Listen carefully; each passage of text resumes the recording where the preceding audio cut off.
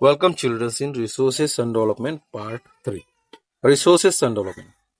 Natural resources are the basis of development because the agriculture, mining, constructions and energy sector depends on them.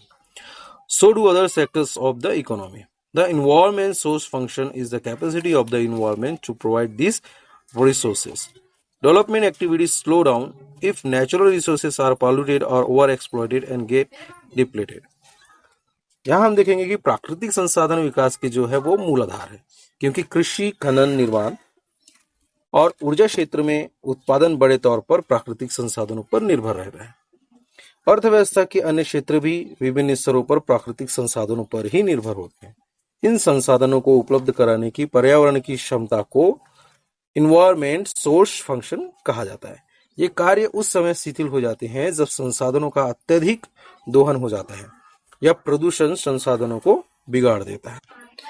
If we do not prevent the pollutions of our atmosphere, river and streams, and if we do not use non-renewable resources in a rational manner, we will soon exhaust our natural wealth. We need to adopt a model of development that ensures that our resources remain healthy and available to us in a long term. The environment should sustain development and continue to bring us prosperity and happiness over the year. This is what we call sustainable development. अगर हम अनवीकरणीय संसाधनों का नियंत्रण उपयोग न करें या नदी नालों व हवा का प्रदूषण न रोके तो जल्द ही विकास के लिए जरूरी संसाधन नहीं मिलेगा और विकास में रुकावट आएगी। हमें विकास का ऐसा मार्ग अपनाना होगा जो प्राकृतिक संसाधनों को लंबे समय तक स्वस्थ स्थिति में उपलब्ध रखे, विकास और खुशहाली को लंबे समय के लिए अर्थात टिकाऊ बनाए रख पाए। इसी को टिकाऊ विकास या टिकाऊ खुशहाली कहते हैं, सस्टेनेबल डेवलपमेंट कहते हैं। There is no necessary conflict or contradictions between development and environment. We can have development while protecting and enriching our environment. We should not cause permanent damage to our resources in the pursuit of development. If we understand our environment better, we can manage development in a sustainable way.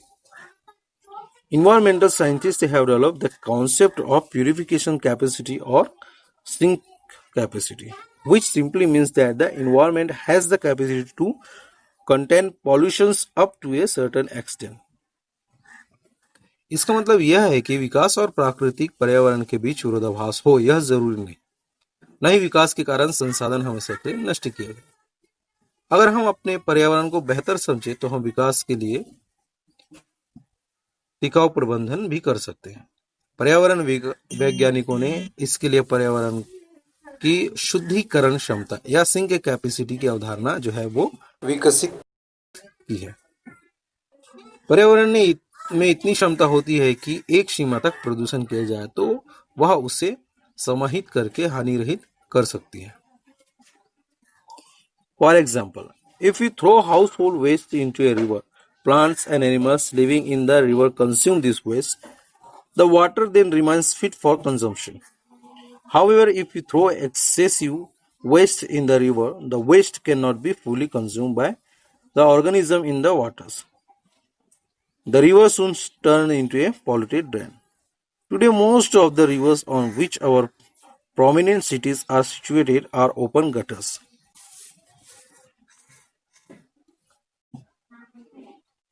उदाहरण के लिए अगर हम बहती नदियों में घरेलू कचरा बहाते हैं तो नदी के जीव जंतु उन्हें अपना भोजन बनाकर पचा लेते हैं और फिर से पानी उपयोग करने लायक बना रहता है। अगर हम अत्यधिक मात्रा में नदी की क्षमता से अधिक गंदगी प्रवाहित करें तो साफ पानी वाली नदी गंदा नाला बन जाएगा। आज हमारे प्रमुख शहरों के पास बहने वाली नदियों का यही हाल हो रहा है। The pollution does not end here. Cities also discharge chemicals that the river cannot digest. Detergent soap waste in one such example. It remains in the waters and flow out to the sea, polluting it. यही नहीं, आज हम नदियों में कई ऐसे तत्व डालते हैं जिन्हें पचाने की क्षमता नदी में नहीं है। उदाहरण के लिए साबुन के अपशिष्ट, ये पानी में बने रहते हैं और अंत में समुद्र में जाकर मिल जाते हैं और धीरे धीरे समुद्री जल को प्रदूषित करते हैं। In villages people burn wood in stove, but the volume of smoke emitted by stove is below the renewable limit of the atmosphere. On the other hand, the smoke released from factory chimneys in industrial complex is above this limit. This is why factories pollute the atmosphere. We can prevent these pollutions if we control smoke emissions to below the renewable limit.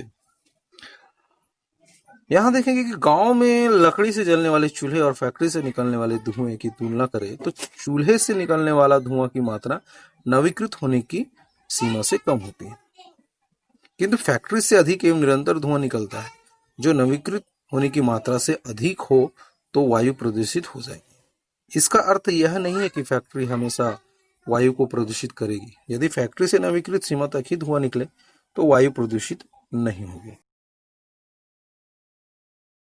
Capacity is the capacity of the environment to absorb pollutant. When the volumes of waste exceed the sink capacity, the environment suffer long-term damage. पर्यावरण द्वारा अपशिष्ट पदार्थ को अवशोषित करने की इस क्षमता को क्या कहते हैं? सिंक क्षमता कहते हैं, सिंक कैपेसिटी कहते हैं। जब अपशिष्ट निर्धारित सिंक कार्यों की सीमा से अधिक हो जाते हैं तो पर्यावरण को दीर्घकालीन हानि पहुंचती है। We will see two examples here. First, we will see example 1. Current data on groundwater level in India indicate that the groundwater reserve in many parts of the country are severely undertreated because of overexploitations. We are extracting more water than is being recharged. As a result, the water table in about 300 districts in the country has dropped by as much as 4 meters. This is a danger signal. उदाहरण में हम देखेंगे कि भारत में भूजल की स्थिति पर वर्तमान आंकड़े हमें सुझाते हैं कि देश के अनेक भागों में इसके उपयोग की अधिकता से इसके गंभीर खतरा उत्पन्न हो सकता है। पूर्ण भरण से जितना जल वापस भूमि में जाता है उससे कहीं अधिक भूजल का उपयोग किया जा रहा है, जिसके कारण लगभग 300 जिलों में पिछले 20 वर्षों में जल स्तर में 4 मीटर तक की कमी आई है। यह स्थिति खतरे का संकेत है। Example 2. Endosulfan is a striking example of how a chemical pesticide can adversely affect our environment.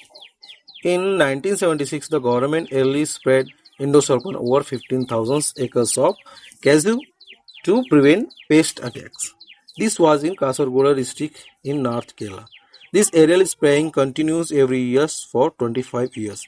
The pesticides badly affected the air, water and environment.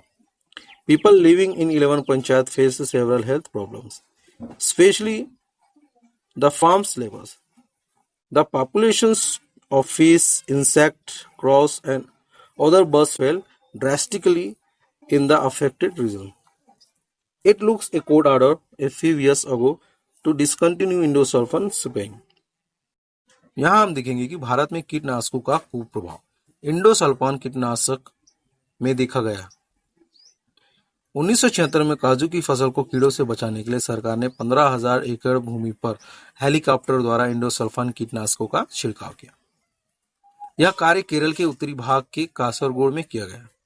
इस उपचार कार्य के 25 वर्षों तक जारी रहने के कारण वायु, जल और संपूर्ण पर्यावरण इस कीटनाशक से बुरी तरह प्रभावित हुआ।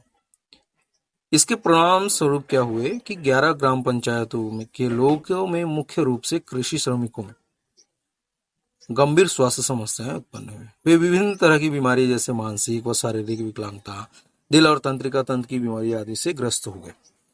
यही नहीं, उस पूरे इलाकों में मछलियां, कौवे व अन्य पक्षियां, कीट पतंगे आदि में भारी कमी आई। कुछ वर्षों से न्यायालय के आदेश द्वारा इसके छिड़काव पर भी प्रतिबंध लगा दिया गया और सभी प्रभावित लोगों को सरकार की ओर से मुआवजा भी दिया जा रहा है। Now we will see resource management. We need to plan and utilizations of our natural resources to maintain the ecological balance. This means meeting our current requirement and conserving natural resources for the futures. We can adopt the following measures to achieve this balance. अब यहाँ देखेंगे हम संसाधन प्रबंधन। हमें अपने प्राकृतिक संसाधन के उपयोग को नियोजित कर इसका प्रबंधन करना होगा। जिससे वर्तमान आवश्यकताओं की पूर्ति भी हो और भविष्य के लिए संरक्षित भी किया जा सके और पारिस्थितिकीय यानी कि इकोलॉजी संतुलन भी बना रहे।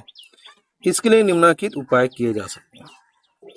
First we will see focus on alternative resources. We can replace resources that cause high level of pollution with alternative resources. For example, we can avoid the use of coal as far as possible and use natural gas instead. We can also make greater use of solar energy and wind power to ensure long-term energy availability. In addition, we can give incentives and develop systems to promote such alternative energy source. तो पहला है वैकल्पिक संसाधनों पर जोर। जिन संसाधनों से प्रदूषण अधिक होता है उनके वैकल्पिक संसाधनों पर जोर दिया जाना चाहिए। जैसे जहां जहां संभव हो कोयले का उपयोग न करके प्राकृतिक गैस का उपयोग करना चाहिए। लंबे समय के लिए ऊर्जा के स्रोत हेतु सौर ऊर्जा एवं पवन शक्ति का अधिक से अधिक उपयोग किया जाना चाहिए। इसके लिए प्रोत्साहन और व्यवस्था बनाए जाने की जरूरत है। So second is implementations of pollution control law. The government has enacted many environment related laws and set environmental standards to achieve this goal. What is now required is strict implementation and observation of this law and standards. For example, waste should be segregated and recycled. Installing pollution control equipment should be mandatory for industries. The government should establish waste treatment facilities in every region. Industries using dangerous pollutants such as mercury, chromium, etc. should be monitored to control their emission. दूसरा है संसाधनों का नवीकरण करना। इसे करने के लिए पर्यावरण संबंधित कई नियम और मापदंड बनाए गए हैं। इन नियमों का पालन करना एवं करवाना जरूरी भी है। उदाहरण के लिए कचरे को अलग अलग करके पुनः चक्रण करना, उद्योगों पर अनिवार्य रूप से प्रदूषण नियंत्रण का उपकरण लगाने की शक्ति, अलग अलग क्षेत्र के अनुसार सरकार द्वारा सार्वजनिक वेस्ट ट्रीटमेंट संयंत्र लगाना, विशेष प्रदूषक पदार्थों की जांच करना और उन पर कड़ा नियंत्रण रखना जैसे मरकरी, lead, chromium आदि। Third one is equitable utilization of resources. We live in a consumer age where people aspire for physical comfort. However, a small segment of the population uses a disproportionately large share of natural resources for its own comfort. We would need the resources of our planet Earth to provide this level of comfort to everyone. Gandhiji rightly said, the world has enough for everyone's need, but not enough for anyone's greed. Every one of us need to consider how we can rationally use resources and product. So यहाँ हम देखेंगे तीसरा जो है वो है संसाधनों का समुचित उपयोग। आज जिस प्रकार भौतिक सुख सुविधाओं को प्राप्त करने की होड़ मची हुई है, इससे संसाधन का बहुत दुरुपयोग हो रहा है। जिस प्रकार कुछ लोग जरूरत से ज्यादा संसाधनों का उपयोग अपने जीवन यापन के लिए करते हैं, उसी प्रकार सभी मनुष्य करने लगे तो पृथ्वी की इस जनसंख्या की आवश्यकता की पूर्ति के लिए 4 पृथ्वी की आवश्यकता पड़ेगी। इस विषय पर गांधी जी ने कहा था कि हमारे पास हर व्यक्ति की आवश्यकता की पूर्ति के लिए बहुत कुछ है, लेकिन किसी एक के लालच की संतुष्टि के लिए यह अपर्याप्त है। New opportunities and challenges in resource management. Now we will see about a case study. Indira Gandhi canal command area. This canal starts from a Harrik barrage in Punjab. It traverses the Thar desert and flows parallel to Pakistan border. The length of its main canal is about 650 kilometers. If the feeders and distributors canals are included, the total length of the canal system is about 9,060 kilometers. This estimated irrigated area is about 20 lakh hectares. This irrigated area is the common area. The Thar desert has massive sand dunes and sparse vegetation. Strong wind constantly shift the sand, so soil erosion is pronounced. In summer, the temperature rises 50 degrees Celsius. Average annual rainfall is below 10 mm. यहाँ हम देखेंगे case अध्ययन। इंदिरा गांधी नहर कमान क्षेत्र। पंजाब के हरी के बांध से यह नहर निकाली गई है। यह थार मरुस्थल होते हुए पाकिस्तान की सीमा के समांतर प्रवाहित होती है। इसके प्रमुख नहरों की लंबाई लगभग 650 किलोमीटर है, जबकि सभी उपनहरों को मिलाकर इसकी कुल लंबाई 960 किलोमीटर है। इसके द्वारा प्रस्तावित सिंचाई क्षेत्र लगभग 20 लाख हेक्टेयर है। इसे इसका कमान क्षेत्र कहा जाता है। यह थार मरुस्थल का क्षेत्र है, जहां एक जगह से दूसरी जगह उड़कर जाने वाले रेत के टीले पाए जाते हैं। मरुस्थलीय क्षेत्र होने के कारण वनस्पतियां नगण्य है, अतः हवा द्वारा मिट्टी का कटाव अधिक है। गर्मी में यहाँ का तापमान 50 अंश सेल्सियस तक हो जाता है। औसत वार्षिक की वर्षा मात्रा 10 मिलीमीटर से भी कम होती है। विकास कार्य के बारे में यहाँ पर हम देखेंगे कि इंदिरा गांधी नहर के द्वारा कौन से कार्य हुआ है। चरण के एक कमान क्षेत्र में सिंचाई 1960 से प्रारंभ हुई, जबकि चरण 2 की शुरुआत 1980 से हुई। नहर के मरुस्थल क्षेत्र हरा भरा और नम हो गया है, जिसके कारण मिट्टी का कटाव कम हो गया है। वनीकरण और चारागाहों का विकास हुआ है। सिंचाई की गहनता का प्रभाव यह है कि इन क्षेत्रों में कभी चना, बाजरा और ज्वार की खेती होती थी, वहां अब गेहूं, कपास और मूंगफली की खेती होने लगी है। इसके साथ ही प्रति हेक्टेयर उत्पादन में भी वृद्धि हुई है, लेकिन कुछ नकारात्मक प्रभाव भी दिखाई पड़ने लगे। सघन सिंचाई के कारण और जल के अत्यधिक प्रयोग के कारण जल भराव, मृदा लवणता की समस्याएं उत्पन्न हो गई है। So students, we have finished our first chapter, resources and development. So again we will meet in our second chapter, and that is land resources. Okay, thank you for watching.